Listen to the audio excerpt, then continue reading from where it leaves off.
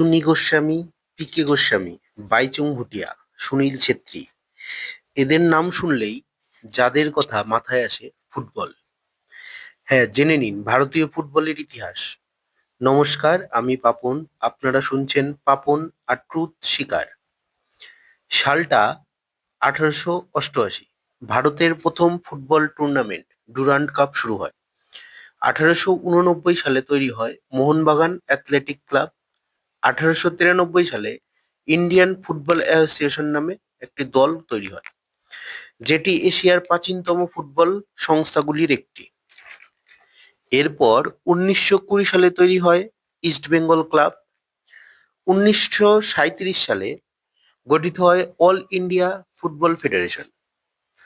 IFA shield Kolkata League ভারতে 1951 ও 1952 সালে Asian গেমসে স্বর্ণপদকও পায় ভারত।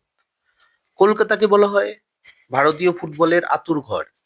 মোহনবাগান ও ইস্টবেঙ্গলের যে ডার্বিটা হয়, এশিয়ার অন্যতম বৃহত্তম ডার্বি সেটা।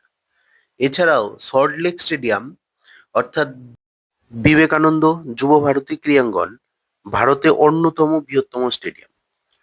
আরো অজানা গল্প জানতে সাবস্ক্রাইব করে আমার পাশে থাকবেন। নমস্কার।